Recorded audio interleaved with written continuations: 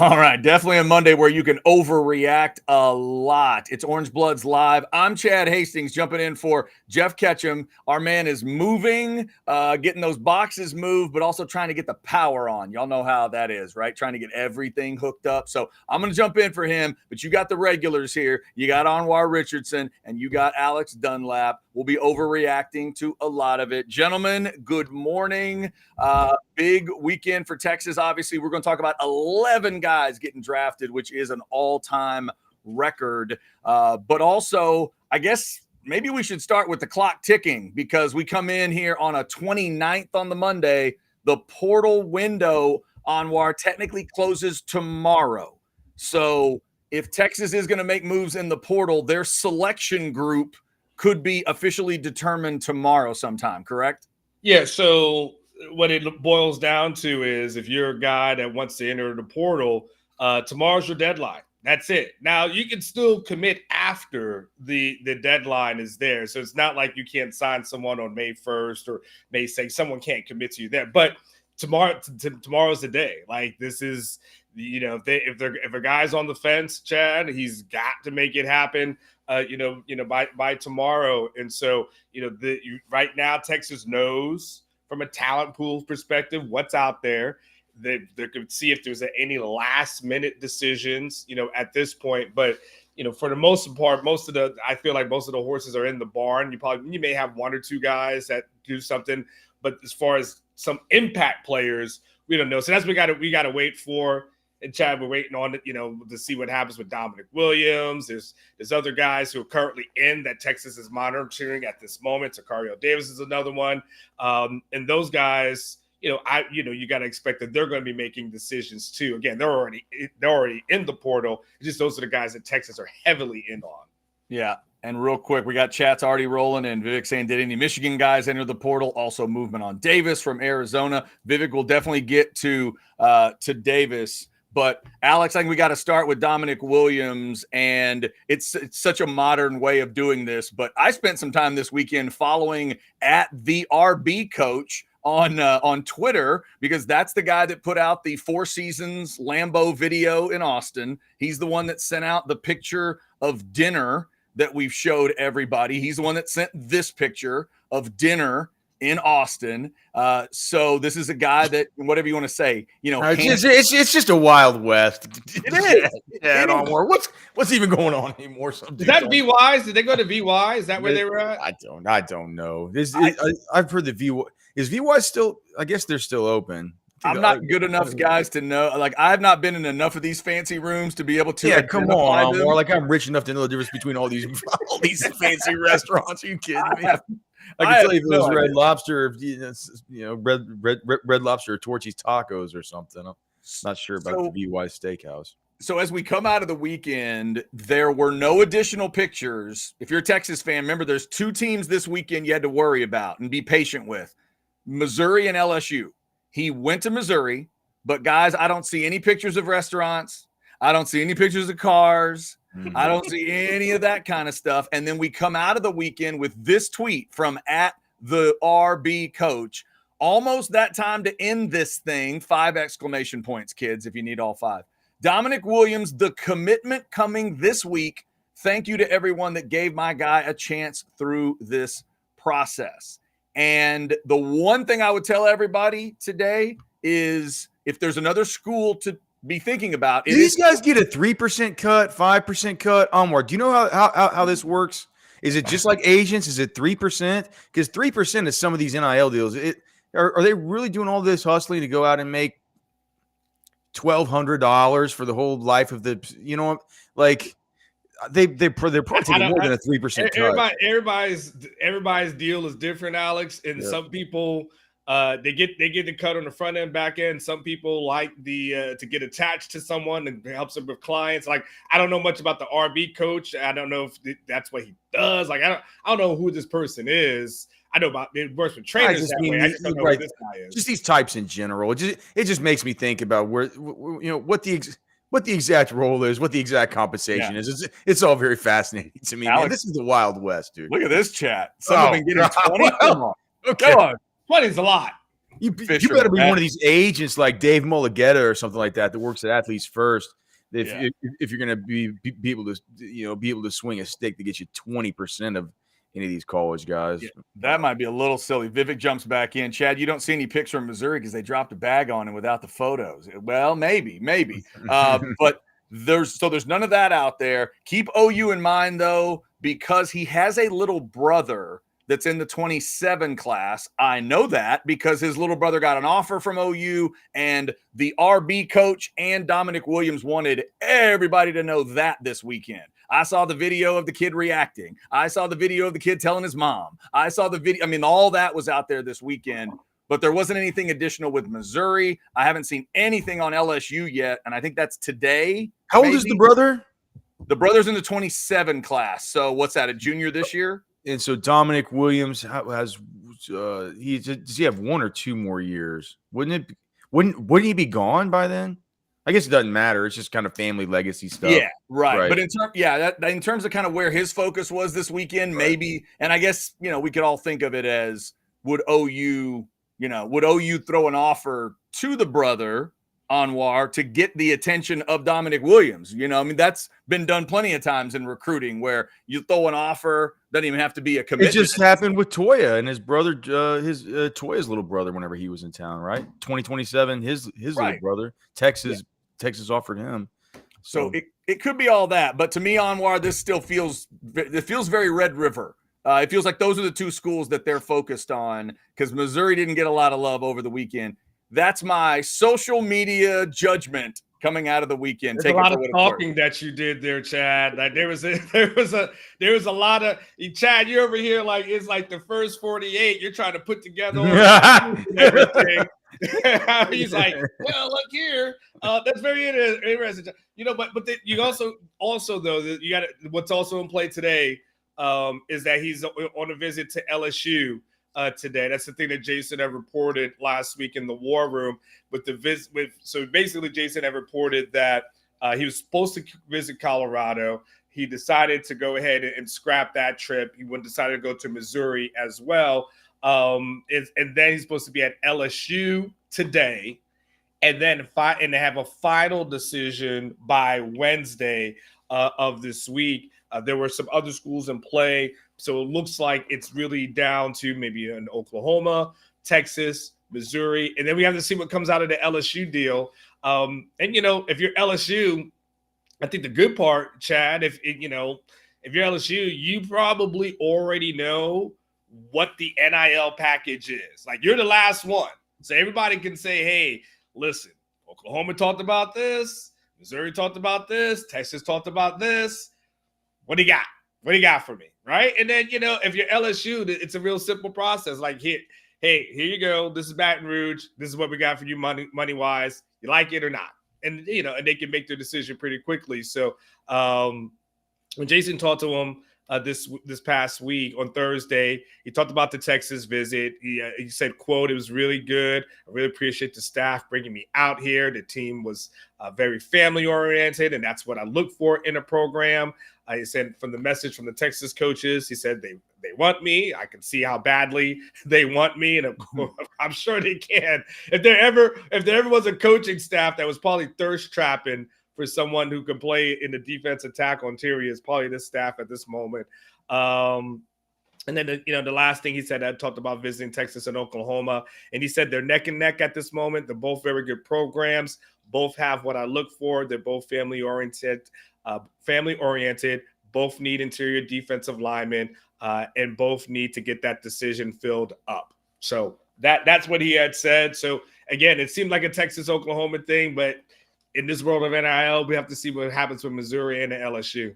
Yeah, and Wednesday apparently is that day. They are saying that Wednesday will be the decision day, as you mentioned. That Jason reported that, and it's again being backed up by this handler of his that says it is middle of this week. Alex, for you, if it's not, I guess the question I would ask for you, the way you see the middle of this defensive line constructed right now, how important is a guy like Dominic Williams? Obviously, you feel like they're going to end up with somebody, but how important do you think he could be for this team?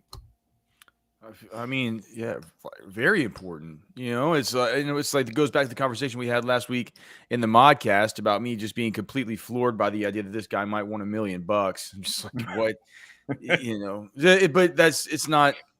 That's a he put himself out there at the right time. I mean, I was just for the minute, I was just looking at LSU's defensive line, looking at their depth. LSU can be having these same discussions that Texas is having right now, right? That Oklahoma is having right now. They've lost some dudes. You look at the potential starters. One of them is a senior transfer. One of them, Jacoby and Guillory, is a redshirt senior. Behind them, you have two guys that are both transfers: Jalen Thomas, Sean Washington. The only one I recognize I recognize Dominic McKinley, the recruit, right? But he's a true freshman. You have another guy that's I can't pronounce his name. It's a Tongan or Samoan name, but Chemo something. They're going to be able to say, like, man, we need guys too. I think it's, if he's looking to go to the most wide open roster and the spot that gives him the most opportunity to play right now, Texas would certainly have a lot to say there. They could say, with Collins and with Broughton, both to some degree, we'd like guys to come in and not only push those guys for jobs, but ultimately take their jobs, right? Nothing against those two guys, but if you can bring guys in who are better, who wouldn't want that? I kind of thought to myself, as somebody that was just hyper-focused on Texas without thinking about some of these other team situations, that I just thought to myself, oh, well, Texas is going to have the best pitch here. I mean, it's Broughton and it's Collins. We've all known that this is sort of a troublesome area of the defense, right? One of the most troublesome spots on the whole entire team. As you look around, Texas isn't the only one's going to have that pitch.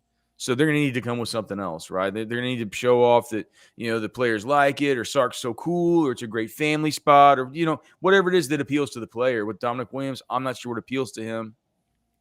I think, though, that it's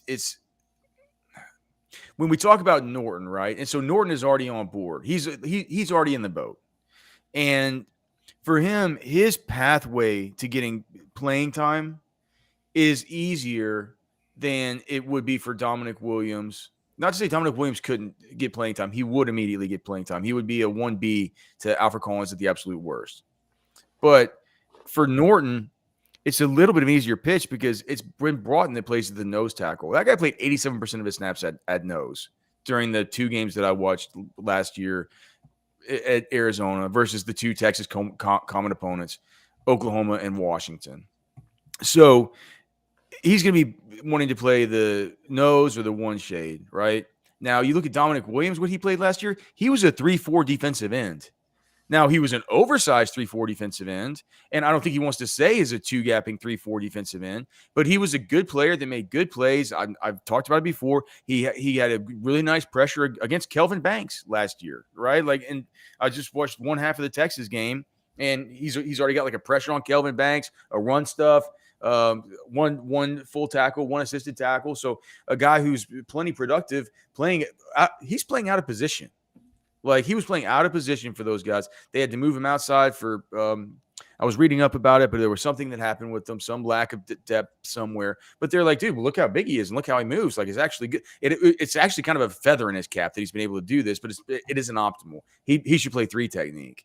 So I think that that would be how Texas would recruit him. I just wonder if, well, at 3 technique, you can either go against Vernon, or you can go against Alfred Collins at Texas, or you can go against like a guy like Jalen Lee, who's a redshirt senior transfer defensive tackle at LSU. Neither of them seem particularly hard. So it's going to be, what does Texas come up with to match the rest of these guys? It doesn't have to just point at the depth chart, say, look, this is a good team. Do you want to come be part of a winner? They're going to need to have something else.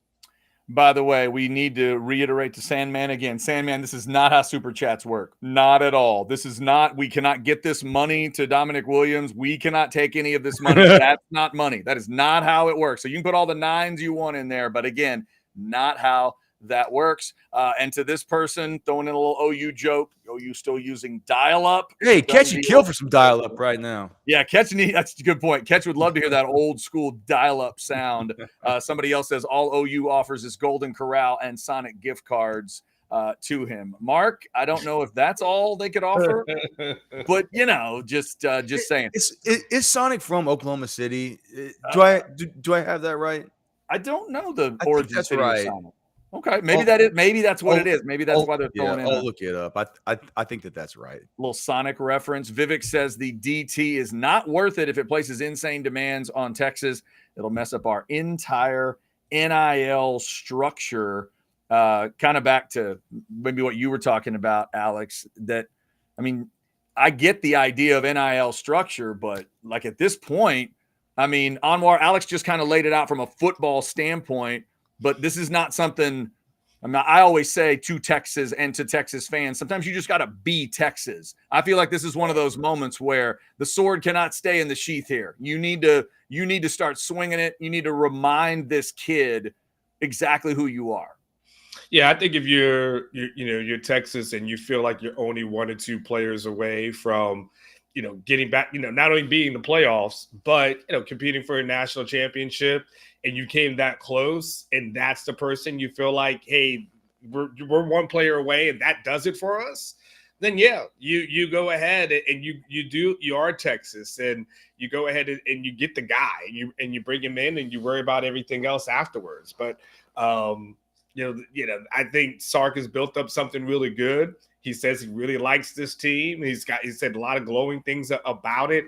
And he came out in the spring saying there was one position they just got to get better at, got to add some more bodies in it. And this is it. And really, once you get past Williams, probably not much else left at that point. We haven't, Vernon Broughton hasn't entered the transfer portal, so he looks like he's going to be back. I don't think there's nobody else that Texas is really in contention for.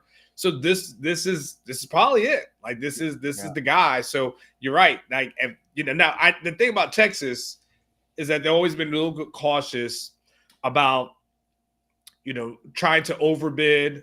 And I say Texas, the people in charge of NIL. They don't want to overbid. They don't want to pay too much. They don't want to set the market. They don't want to just throw $1 million at a guy because they can. It kind of sets a precedent there. So within your own program too, right, Onwar? Don't these guys kind of look at it and they're like, what that guy? Yeah, that happens. And that happened just a couple of years ago when guys were getting transferred in. And, you had like an Agiye Hall coming in, and they're hearing about the NIL deals. They're like, wait, Jade Barron's like, oh, what? Exactly. yeah. And that's why you have some guys who transfer out that are like, wait, I think I deserve this. The money is more. Everyone I talk to says that, the money really comes from the transfer guys more so than the guys who are just there on the roster. Like that one's a little bit, tougher to get sometimes. So you're 100% right, Alex, though. Everyone, it's like an NFL locker room. Everybody's looking around. But it's weird. It's a weird dynamic because since all the NIL stuff, it's still, I guess it's not new. Maybe some of these guys, NIL has been part of their whole college existence. But there are some of these dudes that are still like, the kind of in-betweeners, right? The ones that like kind of like our well, I don't know. I guess your generation is kind of the same as y'all are a tiny bit older than me, but we're of the same generation. And we're the ones who, like, half of our lives we grew up like gigging frogs and riding our bikes up and down the street and all the, like, never even heard of the internet and all this stuff. And then we get to a certain age and it's like, oh my God, we have this thing. It's like the internet, right? Like we have a different relationship to that than somebody who was just born into this, right? And so there are people now who are born into college football, into the whole NIL thing. But it feels like there's also dudes who've been there for a while where like NIL's come along while they're in college. They've had to adapt to it, right? Obviously, it's going to be a shorter lifespan for that because our lifespans are we've been alive longer and they have 4 to 5 years in college. So that'll turn over really quick. But it feels like, I don't know. It feels like maybe as this younger group, the NIL landscape becomes more just a completely pervasive and completely all-encompassing part of the sport that we watch. I wonder if that's true, that if the guys who stick at colleges get less money than the ones that decide to transfer out, whether that's going to be providing a kind of what do you call it, Chad? Like an unplanned for sort of incentive. You know what I'm saying? Something where it's like, what's the word I'm trying to say? It provides an incentive for people that want to transfer out that might not have been planned for when trying to make the best situation for everybody. Like an unplanned consequence of the whole change, right? I got you. Break glass in case of emergency, kind of a contingency plan, maybe contingency kind of idea. Yeah. I just sometimes things happen as results of implementing changes that weren't planned and weren't planned as being consequences, and it feels like that could be one if the fact truly is that because it does, dude. I mean, I brought up Jahdae Barron earlier because whenever he got tilted about all these guys coming in and making all this money, he's like, dude, I want $600,000 then, and I'm just going to go somewhere else. And these coaches can tell us a whole lot. These coaches can tell us a whole lot about how they treat those situations. Do you know we learned about that situation about Jahdae Barron? Sark didn't want him to go, right? He wasn't like, fine. It isn't all about the money here. If you're all about the money, we're not keeping you. It's like, oh gosh, all right. What is this? How do we get this worked out, Jahdae? So it's just, it'll be interesting to see how that. I'm envious of these coaches' money that they make. I'm not envious of these kinds of. Gosh, man, managing these kind of programs got a whole lot harder with all this stuff. Yeah, no doubt. Anwar, I'm just focused on the fact that Alex brought up frog gigging. He thought you and I would be frog gigging. You ever done any frog gigging, Anwar? I have no clue what the hell that is. You don't know what frog gigging is? Hey, I want to go on the record because I'm sure there's going to be chats coming in. I have never gigged a frog. All right. It's ironic, but it is true. I've never actually gigged a frog. So there you go. Unintended consequences. Maybe that was what I was trying to say, man. Thank you, Tex Guy, too. Thank you, Tex Guy. We appreciate it. It is Overreaction Monday. Again, Ketch dealing with the moving and power issues, and he'll be back on Orange Bloods Live as soon as possible. Alex, Anwar, and myself taking you through an Overreaction Monday. Thank you to over 450 folks in the Specs chat. Let's take a chill out moment and remind you about the good folks at Rogue Shop. Fellas, I did a brunch yesterday with some really good friends of ours, and my buddy's parents were there, and his mom told me she's been using CBD to sleep, and she's not exactly a CBD candidate, if you know what I mean. Not one of those people that you're thinking, now that woman's into CBD, but she says it really helps her sleep, and obviously Rogue Shop can help people with that kind of stuff and a lot more. Well, first of all, we know obviously that that Ketch is not only the client, he's the president of the Rogue Shop fan club. So, I mean, we know that if Ketch was here right now, he would be pulling out his thing. And I guarantee you during the move, I guarantee you one thing, Chad, that those movers didn't touch was any of his Rogue products. I guarantee you that he made sure that was in the bag, transported safely with him. But they got all this great things, CBDs, duck gummies, Delta 8s. They even got stuff for the pets. Didn't you say you got some for your pets, Chad? Or was that Ketch who said that? Yeah, that was not me. I haven't gotten any for the dog yet. But hey, you know what? The dog's pretty old now. We're trying to figure out a couple things that are going on. Rogue Shop we might have to check out Rogue Shop. So check out Richard Shea, the great people over there at RogueShop.com. There it is. All right, Overreaction Monday, and there's plenty to overreact to. We will get to draft stuff. I want to get Alex's overall thoughts on what happened at the draft, but we also had this chat come in, gentlemen, asking about Tario Davis from Arizona. I have not seen any of those big Michigan names going into the portal, but Vivek, obviously, we'll be looking at that for the next day or so. But Anwar, let's talk to Tario Davis here. I mentioned it last week on shows. I noticed all the dumb little details. To me, I couldn't believe anyone would change jersey numbers to transfer. He went from 23 to 1 at Arizona. I tune in on Saturday night, Anwar, to see, hey, is he there? He's in the intro package. They show him, stretching out. They show him doing a couple reps as they're getting ready. And Anwar, he did play in this game, in the spring game, rocking the number 1. I went and looked it up this morning before the show. This is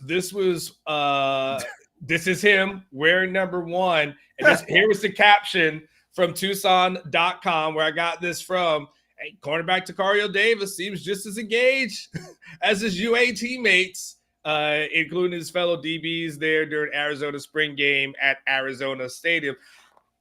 I don't know, Chad. Like, I know a picture is worth, could be worth, a lot of money, 1,000 words, whatever they say it is. Yeah. The picture's worth 1,000 words.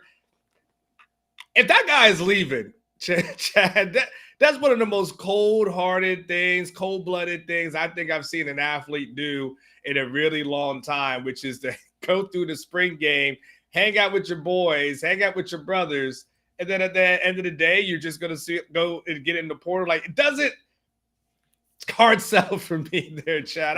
I don't know. Now that guy's not coming. That guy's not coming to Texas. Yeah, I mean, Alex, it's funny, Alex. I was going to throw it to you because you've played football at certainly a level higher than I did. You've worn uniforms for a team or whatever. That just did not strike me as a guy who's conflicted when you see that picture.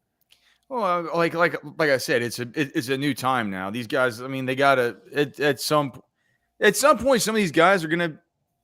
Does it feel like some guys are going to decide to be mercenaries and some guys are going to decide to be more old school? It's like, and so if you're a mercenary, what you need to be able to do is you need to be able to have that attitude with your teammates one year and be ready to have it the exact same attitude with teammates the next year. And it's like, man, I'm being paid to be here. I got to do my job. Part of that job is being part of this team, et cetera, et cetera. I might be thinking about this within the old spectrum of thinking. It's like, man, you're like that with your guys, and then those are your boys and stuff like that. Well, even when you're a mercenary, man, those like the guys are going to be your boys for a year, then you move on, right? It's like no harm, no foul, business never personal. So, but yeah, to me personally, when I look at that, I'm like, dude, that looks like he's having fun with his teammates, right? That looks like he's bought in. Look, you add that to the fact that, like you said, it's a cockamamie. It's like you're from your crap bag show. It's a cockamamie thing that probably doesn't mean much, but I'm glad that you told me because whenever you add that on to the fact that he's in the transfer portal, he's been in the transfer portal. He's had this weird thing where he's got the no contact clause in the transfer portal. He goes through spring. He plays in the spring game, changes his number, photos like this. Yeah. Is he really coming to Texas? And if he does come to Texas, is that the kind of, it just feels like a circuitous way to get here, and it feels like something that in this age that's gotten so much more sticky to navigate. A guy that seems like he would be just a little bit tough to deal with in the whole portal thing and with the whole acquisition. So that would be my take, and the other take is if Tario Davis doesn't come, they have to have ideas about Kobe Black, or maybe it's somebody not the Kobe Black. Maybe it's like, man, Gavin Holmes got a lot better this year. Or, we've really liked what we've seen out of the guys that like the Warren Roberson who's been here for a season. These types of players, because it is bad, as much as fans were like, man, who cares if Terrence Brooks leaves? I don't think that Terrence Brooks was like enough of a detriment to the team for them to just say like, look, if he wants to leave, he whatever, let him totally walk without another, it almost felt like that thing was mutual, right? And for that thing to be mutual, what I was thinking in my head was like, look, if that thing's mutual, they got to have another plan. They got to have somebody coming in. And so unless there's somebody coming into the portal and the Tario Davis thing doesn't work out, I don't think it was a misread by those guys. I think that there's they probably have plans for some of these younger guys, and I would guess it's Kobe Black, who really is looking kind of like Manny Muhammad last year. He's going to need to play sooner than later as a true freshman. But on some level here, Anwar, you do feel we're sitting here today, and Texas is at the 82 scholarship mark. I'd be shocked if that number stayed at 82. We would still expect them one way or the other to get to 85. Correct? I mean, he doesn't have to, but sure. I mean, he can't, he can. So, maybe look, I tell you what, if I'm a walk on at this moment, I'm rooting for 84 because I want at least to see if I can have an opportunity to get something. You know, we don't see a lot of those things. You know, remember the walk on videos where guys get the scholarships and at Mass. Like, so first of all, if I'm a walk on, I'm all about the 84. But you know, I don't know how what the approach is going to be as far as that number is concerned. And I don't see Sark just adding guys just to add them, you know, by any stretch of imagination. So I'll be interested to see. Like you said, I agree with Alex, the Tario thing. If it happens, okay, but it just seems very unlikely at this point, and it seems weird. And then, you know, if a guy could be half in and half out with that team and go through the spring, like, I don't know what you expect for him as far as dedication when he gets here to Texas. I mean, I think that pretty much, you know, when they say, you know, the saying, when people show you who they are, believe them, doesn't mean he's a bad person. But I just don't know when Sark talks about culture fits and what fits and doesn't fit. Like, is he a culture fit? Like, I just don't know. It's kind of hard based off of what I'm seeing. But yeah, you know, if that ship sails, then, you know, like you said, what Alex says, they've got some guys that they probably feel pretty good about that can probably, you know, fit in and fit their roles. And like I said, but overall, Chad, to the big quick question, if they stay at 82, like, what does that look like? I'm just not quite sure. Usually I'm used to full rosters. This one's a little bit different. Yeah, and the other thing I would tell people, after what we see, after you see Tario Davis play in that spring game, looking the appearance of what is going on there at Arizona, and Alex brought it up, he's got the do not disturb sign on the door in the portal, so you can't do anything unless he, you know, wants to do it. I would really now start directing people to orangebloods.com and our guy Travis Gailey's article about those next names to maybe look at. If they're going after a corner in the portal, he throws 4 names out: Deani Hill and Marshall, Cormani McClain at Colorado, coming out at Colorado, Anthony Johnson Jr., Western Kentucky, and Micah Bell, Notre Dame. Different experience levels, different heights, just 4 different kind of guys. If you want to go look at those, it was an interesting article to check out. Maybe that's what Texas will need to look at, Alex, if it gets, you know, if they head into this week and they're not seeing anything from Tario. Again, not Tario Davis already being in the portal. They could make that. He could make a decision in June to call Sark if he wants to. If you know, he's open, but so he's that name, I guess, until he's not that name. But there's some others out there if you want to check out. Keep talking about Tario Davis until June. I guess we're at that time of year, Chad. We might have right. Pretty close. Pretty damn close, Alex. Just keep checking in. Look, man, I haven't read Travis's article, man. I've been neck deep in the draft since I think he posts on Thursday, so I haven't you know, I didn't look at the site until late last night, you know. So but those names that he mentioned, I mean, you know, Cormani, like, is he going to visit? To me, that would be the one that sort of sticks out to me, you know. But I think he's looking at a couple other SEC schools as well. I want to say he's a Florida kid, and I think there may be a visit to, I think it's Florida that he may be looking at as well. Do you know what Florida I or say? Miami, I think. Do you know? All right. Well, do you know what I say? Would it be nice? Sure. Did corner become more important after Brooks left? Sure. Would I prefer Texas to bring in 3 defensive tackles as opposed to 2 defensive tackles and 1 corner? Yes. You know, I feel like, you know, if you can get a guy that's good and you don't got to overpay, you don't got to, you don't have to screw up the chemistry in the locker room or raise your. But what does Texas have, Onwar? And basically in NIL, basically an $11 million salary cap now, something like that. Oh, I don't know that specific number, Alex. That's a catch question. That is a scary question, is what that is in 2024. I had a shiver run up and down my back when you said salary cap. I was like, wait, what did he just? I'm sorry. I guess it's not a salary. You know what I'm saying? No, but yeah, that's their budget. And so I can't catch that 11 points. I forget what it was.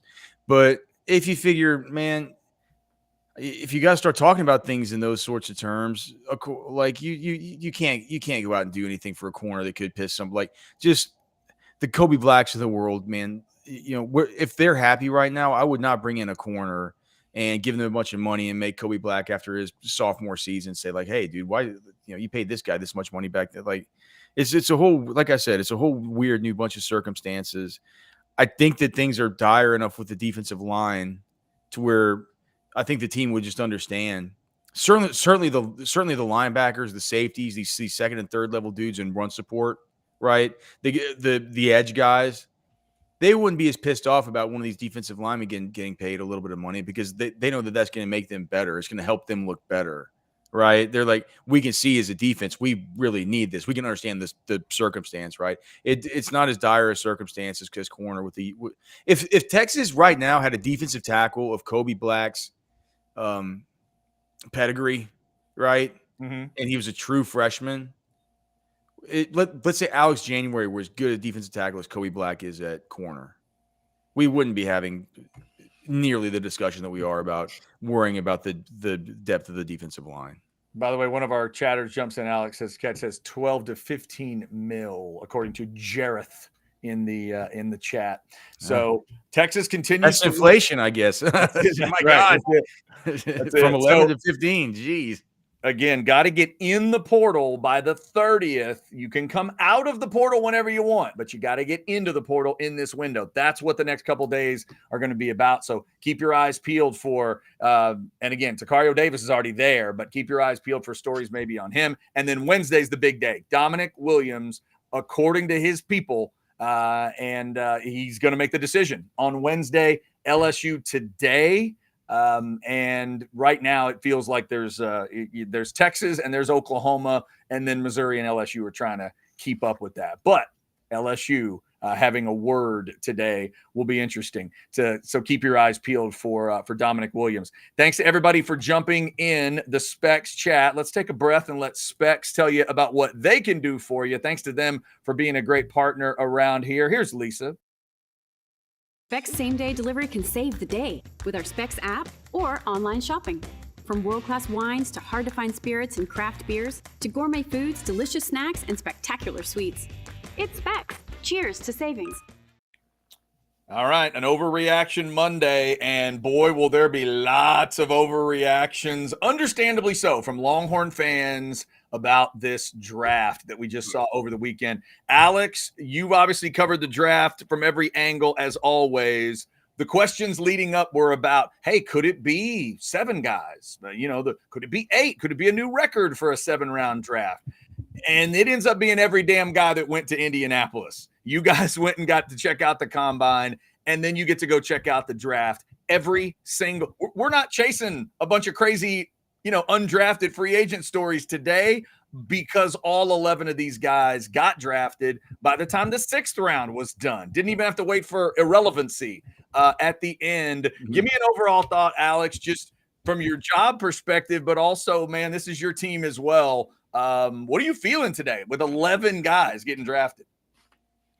Yeah, it's 11 guys getting drafted. It's how Texas should. It's how Texas should be. Now they're not always going to have 11 dudes, but I think maybe on what we could do for one of our shows this week, just be like pick out the dudes who'll be drafted for the next couple, the next couple drafts, or maybe show coming up. Who knows? But I think if you go down the roster, Texas has a couple years, man, where it looks like if they keep recruiting like this, they're like I said, not 11, but. I mean, I think I've done this exercise if even some of the dudes that are the third year sort of juniors, maybe the DJ Campbells of the world, maybe the idea of maybe like a Cam Williams maybe next year coming out. I'm trying to think of there are a few others before you get to the next year with the Anthony Hills of the world or the Derek Williamses and stuff. But you can see what I'm saying, like. You can already, based on what we've seen out of some of these dudes as true freshmen, we can already start putting this thing out to the 3 and done guys in 2026, 2027. Because we said 2024, 2025, so 2026. it's I mean, if they keep recruiting like this and developing, it's gonna be good. I worry a little bit about the offensive line a tiny bit, going into the future. Just as a random sort of aside with this, it feels like the 2023 class. We talked to that's the class of the large humans, right? We've already had one of those dudes transfer away. It feels like Trevor Goosby's the only one that's really kind of developing at the speed that some of these other guys have developed, right? As fast as a Kelvin Banks did, or DJ Campbell, or Cam Williams. But regardless, man, looking and seeing how this thing went down, it was awesome. I mean, Byron Murphy went a little bit later than I thought. By the end, the over-under on his draft slotting. It's funny. It started out at 16.5, and people were just so crazy about it that they bet it all the way down to 13.5. And I thought that was a lock. I thought he was going to 8 or 9, right? I thought he was going to Atlanta or Chicago. It turned out 16.5. They just had it right on the nose right from the beginning. He goes 16th overall to the Seahawks. And then Xavier Worthy, of course, going to the Chiefs. It's just the absolute nuts. T'Vondre Sweat next up. And that was a surprise to me, man. Do you know that his trip to Tennessee happened it was either the Monday or the Tuesday after his arrest? Is that right? Yeah. So it was like, Wow. it was like right after. So it must have been at the point where he was kind of really feeling apologetic and having to answer for this stuff, or, people had said, like, well, look at all the visits he took. Look at all the visits he took. And I'm like, yeah, he took a lot of visits there during that last 2 weeks because people wanted to ask him what the hell happened. That's why they bring you in for visits if they have questions, But T'Vondre Sweat lining up next to another guy who coming in, certainly I feel like had bigger personality question marks than Brooks and Jeffrey Simmons. But those two dudes right next to each other on that defensive line, are you kidding me? Good luck running on them. Yeah. And then just interesting, the second round too, Adonai Mitchell falling. Just a real Chris Ballard type pick there that always goes after the size, speed types of dudes, the spark score freaks. I was looking at the relative athletic scores, and it was interesting this year that out of the cumulative relative athletic scores for all players drafted in this draft, Chris Ballard and the Colts were in 10th place, right? Which was a shock that they weren't 1 or 2, because they are every single year, right? So Adonai Mitchell really fits what they want to do. I worry whether or not he's going to be too productive to start. It'll depend on how Anthony Richardson's development goes, but I think he could step into being a number 2, with Michael Pittman there, Adonai Mitchell. They got Josh Downs, who they took last year in the second round, who Reggie Wayne says was the best receiver in that draft last season. I'm not sure if he's going to have the volume, but he's a good real football addition to that team. And then, yeah, man, there's JT goes off, a little bit later. Christian Alex, real quick before you leave Mitchell, and listening to a little bit of the reaction there, this discussion around Mitchell, I'm hearing, I don't know if maturity is the way to say it or what. I heard somebody say the question with him is, can he be a consistent football player every day or something like that? I'm assuming that's the reason that he slid a little bit, that we saw him drop a little. You have to ask the NFL teams. I mean, there was the report that came out from Anwar. Who was that? We talked about it. I read it on the old fashioned. I don't know, but the GM blew it up after the draft. Oh yeah, dude. Ballard dogged it out afterwards. Well, yeah, but so he had said that Adonai is he's tough to deal with until he gets his blood sugar up in the morning. He's got this diabetes. Hear about him being once he gets his insulins or something like that, like he's the best teammate there is. But there's, it feels like maybe the guy could be a super crank in the morning. I don't really know, but that was the accusation. So I don't know if that had anything to do with it, or whether maybe we projected him a little bit higher than others had, or whatever. I mean, if you're one of these teams that wants to, just a guy that's super duper experienced, we know he hardly played it all for 2 years and comes to Texas, puts together one season, didn't necessarily, he didn't show it big in every single game, right? If that makes sense. And so there was I don't know. I don't know why so many teams passed on him. JT Sanders, I know that, 8 reps, 9'6" broad, 30-inch vertical. The guy's supposed to be a killer athlete. And then, I mean, I think we all knew Christian Jones was going to get drafted. We all knew Jalen Ford was going to get drafted. We always said Christian Jones could go as high as late third, right? We talked about that at the Senior Bowl. It was like he was working his way there, but more likely to be a day 3 dude somewhere. Jalen Ford was always going to be around 5 or around 6 dude. That's where your kind of middling off-ball linebackers who aren't just ridiculous, athletes are. They aren't your Edgerrin Coopers or your Peyton Wilsons. Skip to Jordan Whittington. Everyone wants to roast Rodolfo. Like, get to Jordan Whittington. I haven't got to the 6th round guys yet. Rodolfo. I'm going in order all we here. want to do. Change the name to Rams Rodolfo. There it is. So Keelan Robinson goes in the 5th round. That was unexpected. What was unexpected was Keelan Robinson going in the 5th round. I would have figured he would be a last round type of pick. He feels like a 2-touch-a-game kind of guy at the NFL level, maybe a returner. He goes to I think Keelan went to the Jaguars, right? Yep. And then you had Ryan Watts, who goes to the Steelers. And then, of course, we're finally there, Anwar, the ultimate teammate. Yes. Jordan Whittington, a Los Angeles Ram. Is Jordan Whittington making the 53?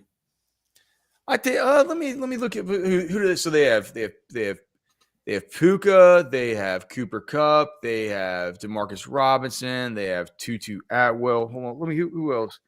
Arlad's Rams. Let me just see real quick. That was good from memory. That was well done. Well, while he's looking it up, let me just say this. Rodolfo, I feel like if Jordan Whittington was like Shaquille O'Neal rapping in that club that says, "Tell me how my ass tastes," that would be him today or this weekend, Rodolfo, because you deserve it. You deserve all the love that you're getting for hating on that man. Talking about blocks are better than TDs or TDs are better than blocks. All that stuff that yes, Rodolfo. I always say what my mama taught me, make your words sweet just in case you have to eat them. Rodolfo, you are eating them today without any kind of spices. Let me tell you. I'm looking at the roster, Chad. He's going to definitely make the 53. Cool. Because I mentioned Puka, Cooper Kupp, and Demarcus Robinson. I mentioned Tutu Atwell. I forgot Ben Skowronek from Notre Dame, who they took in 2021, but 7th rounder. I mean, he'd be at best your wide receiver 5. And then other than that, it is only free agents, street free. I didn't realize that they signed Drake Stoops as a college free agent. So somebody pointed that out. Benji Witt versus Stoops should be an entertaining follow. Good point. But other than that, it's like Tyler Johnson, who's street total off the couch kind of free agent. Xavier Smith, that was a college free agent last year, that was like that. That's a practice squad guy. Do they have any futures stuff that they have here? No. Oh, well, Garoppolo.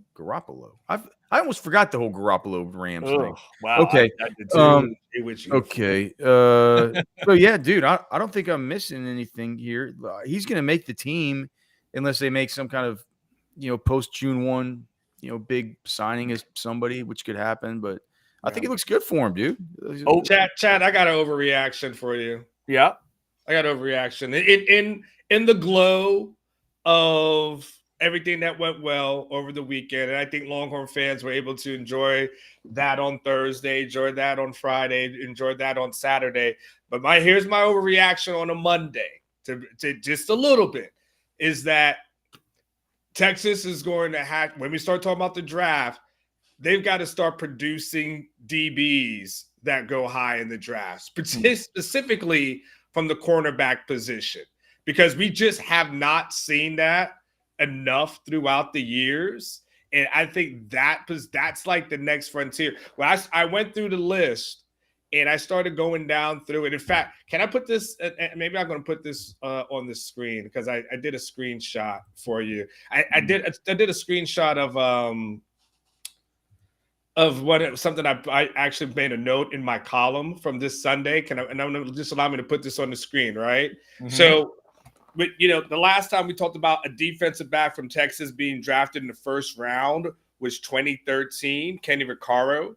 The highest cornerbacks that have been drafted have been Aaron Williams and Curtis Brown in 2011. And if you just go through the recent DB history, we're talking 6th round, 5th round, 3rd round, 7th round, 6th round, 5th round, 6th round. Of course, you got the first one, and then we got the second. And there's years when there's no DBs that are drafted at all.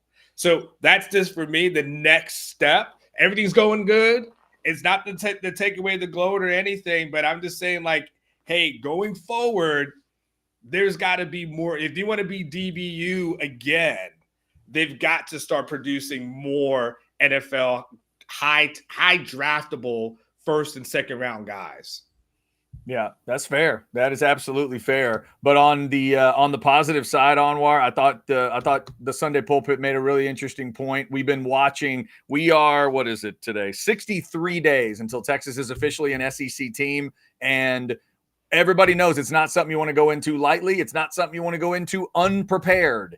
And it just, your point of them being ready for the SEC, there's just a lot of ingredients there that tells you Sark has built something in 3 years that it feels like, there's no guarantees obviously in the SEC, but it feels like they're ready to roll, Anwar. It feels like they're ready to go get in this SEC and be in the mix. You know, the question I always get asked, you know, when I get on shows and just like that, they're like, well, is Texas ready for the SEC, right? Can they handle the SEC? Do they know what they're going to be stepping into? And you know, my answer is being, yeah, I think they do. They were able to step into Tuscaloosa and basically bully, a team that on the home turf that we just hadn't really seen happen before, right? I think Sark, the best thing that they've done is that they built up the trenches, you know, the offensive line, defensive line. They've been able to build that thing up and so they can compete in the SEC. And now you feel like Texas actually has that momentum going into it, like that thing that you probably would have hoped that Texas would have, not only based off the season, but now also the draft results. But that's a byproduct of that building. And then, you know, Alex said, you know, yeah, well, we could do a show at some point, start talking about the next round of guys. And I think him and Cody did a show last week, and I think they came up with, you know, I don't know, like double digits, where you guys are like maybe like 14, 15 draftable guys. Alex, I forget what that number was. Yeah, but that was only somebody that was somebody had a super chat, but I didn't understand what the question was, so I forgot whether that was guys that were eligible. Oh, that was just guys who were draft eligible. We talked about who could be. And I forgot what the number was. It was something, dude. But it was an eyebrow raising number, right? Yeah. And then we couldn't even talk about the Anthony Hills or the Derek Williamses or the Arch Mannings or any of the rest of this stuff. They're gonna be that'll have the real circuses around them. So, dude, if they keep recruiting at this level, it's like, dude, Manny Muhammad is your next. Like, that's the next one you're gonna see. Who's one of these dudes? One of these types where you're like back to the kind of the Aaron Williamses or the Vaccaros. You know, I think that you'll start to see it then. And just the hope is after that, you know, yeah, Kobe Black, right? You have a big bet on him, and the next question becomes, who is it outside of those guys as far as the outside corners coming up? Could it be one of these guys like Santana Wilson who's coming in this summer that we haven't seen yet? You know, like, it'll be interesting to follow and see. But if the path continues for the way that the coaching staff has been developing these dudes and the fact that they've been recruiting guys, it's fun. It's just weird to finally have Texas recruit guys that actually hit. Like these, like you hear about, you know, it's like they were so often, man. They're these 5 stars Texas has gotten. It's like, why is everybody else's five star have 14 sacks? You know, this guy, well, this dude's played 60 snaps all season. He's at a half a TFL. What's going on here? It feels good that Texas is finally getting some of these guys to hit. And I think it's not just on the evaluation side. I think it also has to do with once you get them here, what is this you're doing with them? Well, I think that the beauty of what's happened with this, Alex, is that, you know, a lot of those guys who got drafted were recruited by the former staff. But I think the beauty of it is that this staff developed those guys and made those guys into draft picks. Like, they didn't get here and just say, I got nothing to work with. Let me bring in my guys. Like, we've never heard the whole, like, Sark needs to bring in his guys kind of thing that we've heard when it was Charlie, when we heard it when it was Herman, he needed to bring in his guys.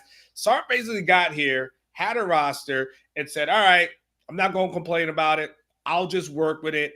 I'll make the best of it. And they've turned guys into NFL prospects that a few years ago you would have never thought would have been NFL prospects. A Christian Jones, never would have thought that guy would have been an NFL prospect. Jalen Ford emerges into an NFL prospect, right? Moro Joma before that. Like, I would have never in a million years thought that guy would be an NFL prospect. So what this staff was able to do with the guys that they inherited and basically get them on board, cultivate them, and then develop them into prospects. I mean, it's a pretty fascinating. It's an amazing thing. Jonathan Brooks was not a guy coming out of high school that I would have told myself, like, that guy is going to be in the NFL. I remember when they offered him, and I think when his offers was like Houston Baptist or something like that, and I was like, who the hell did they just offer? This guy's got a Houston Baptist office? Like, I just thought it was crazy, right? And so that's the other thing, you know, piggybacking what Alex says, is that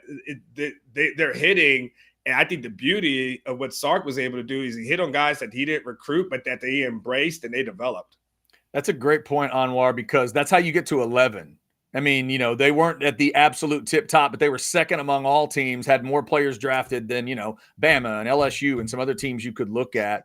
But I love that point because, Alex, the question always comes up, should you go after the 4 and 5 stars, or should you just get good players and develop them? The answer is yes. It's both. It's all of it. Because when you do all of it, you get 11 drafted. Like the names that are blinking at me, and I know people aren't talking a lot about them, but when I watched Keelan Robinson, Alex, and I watched Ryan Watts at the Combine, I thought to myself, they're doing NFL things. They're doing things that are required in the NFL. I don't know if they make the roster. I don't know if they're badasses. But to me, even when, I mean, the usage on a guy like Keelan Robinson obviously wasn't high. But to me, when I watched at the Combine, I thought, okay, that's NFL stuff. And I'm interested to see those two guys. And can they make a roster and really make Sark and these Texas coaching staff look great, look like they are true developers of talent? I think that both. I think Keelan specifically. I think they're interested in him in a pass catching capacity. They didn't work out as a wide receiver, one of 3 dudes at the running back position. They had work out at both wide receiver and running back. So I mean, there was obviously interest from teams there, but 5th round is what's wild. Look, I think Sark's development of these guys is done. I think he's not going to be. You know, where they get drafted is sort of his mark, right? That's where he can get his stamp of approval, because now it's like they're not under his wing anymore, right? They're not in his program. It's like now the development gets handed off. It's like, what can you present to the NFL, and what sort of package can you present it that's ready to say hand them off? They've been in good hands. The birdie's out of the nest. You know, on to you, right? What sort of software have we put in to go with the hardware that we've helped to develop, and now it's off to you to take this living being and continue to develop it. And like you say, man, just doing NFL things, the Dallas Cowboys doing Dallas Cowboy things, bringing back Ezekiel Elliott on a 1-year deal. That didn't happen, did it? That's not happening. After not addressing running back in the in the NFL draft or an undrafted free agency. They're paying him between $2 and $3 million guaranteed. Oh my God. Okay, Chad, piggyback in last thing you had said. We got to get out of here after the Zeke. You got to be. I got to go sniff salts. Jeez. That's terrible. That is terrible. Yes, Alex's day and my day. Can I finish my thought? Go ahead, Anwar. We're sorry. As Alex has his meltdown. The other thing is, as it relates to Sark, I think the other thing when we talk about like how this affects him going forward, as far as guys on the roster, it's very easy sell now, Chad, to tell everybody, hey, if you play a role on my team, you can get drafted.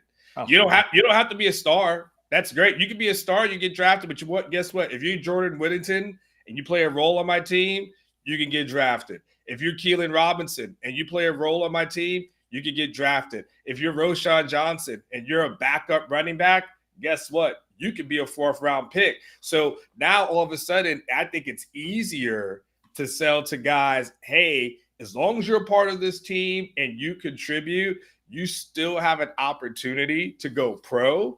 And I think now when you talk about getting guys to fall in line and not, the portal, all those kind of things, that's one hell of a selling point for Sark. Yeah, it's a great point. Great point. All right, we appreciate everybody jumping in. Over 700 folks in here. Guys, we good? Anything else you want to hit on an overreaction Monday? Or are we good for now? 700 viewers, 700 likes. That's all we ask. That's Thanks, it. 700. Yeah, thanks match for it being up. here. Just match it up. Like on your way in or like on your way out. Either way. Also, remember to check out orangebloods.com for all the very latest in reporting from these guys. I know Alex is still in the process of breaking everything down from the draft. And we've got the 12 o'clock show coming up, House Divided. If Ketch is still having power issues, which it looks like he might, I'm going to maybe turn to the man, Cody Carpentier, who was in Detroit with Alex covering the draft. We'll get his thoughts on that and the very latest on the portal. If any Michigan guys jump in or if whoever's jumping in the portal, we'll try to keep you up to date on all of that. Also looks like there might have been a couple of undrafted free agent signings for Texas. Maybe Jet Bush. I think I'm seeing that. Maybe he went to the was it the Patriots? Did Jet Bush go to? Hey, man, they got a deal on Brendan Schooler after that pro day performance. Maybe they figured they could go back to the same well for some special teams help. Yeah, and I think Sanborn, maybe the other one. Maybe he went to the Falcons. Yeah, there it is. There's those two. Yeah, Sanborn and Jet Bush, apparently a little UDFA today in the NFL. So we'll be talking about that as well. And then to really talk about the extension of what Sark and Texas did over the weekend with 11 guys drafted in the recruiting hour today at 4 o'clock. Jason Sukamel will join me. We'll talk about that rivals camp that happened over the weekend, the attention guys were getting there, and were there any big recruits that cared at all about 11 guys drafted for Texas? You know the answer. There were some guys that cared. We'll tell you about that in the 4 o'clock hour. Thank you. One last thing for me, Chad. Yes, sir. One thing I noticed in my column, DeCorian Moore, he liked 6 tweets from Texas draft related from this past weekend, more than any other program. So you who like to stalk, I did a little stalking myself. 6 tweets that he liked that were Texas draft related from the weekend. So something else that you might want to throw at Jason.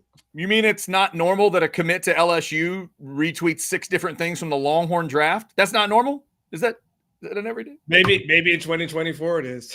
If I'm Brian Kelly, I might have reminded, like, hey man, our guys got drafted. What did you retweet our guys too? What the heck are you doing? That's crazy. Yes, I did check that out. That is in the Sunday Pulpit article. Check it out at orangebloods.com and all the other great content there. Texas, all guns blazing right now when it comes to draft, portal, recruiting, everything coming together for Sark's crew as they are headed towards the SEC. Thanks to everybody for jumping in. I'm just scanning the chat one more time. Remember, if you send those super chats, they go right to the top. We appreciate you chatting in today. Take care of yourselves on this Monday. Is there any special way y'all close the Overreaction Monday show? Does like Catch throw a bottle or anything at the end? Or no? All right, fair enough.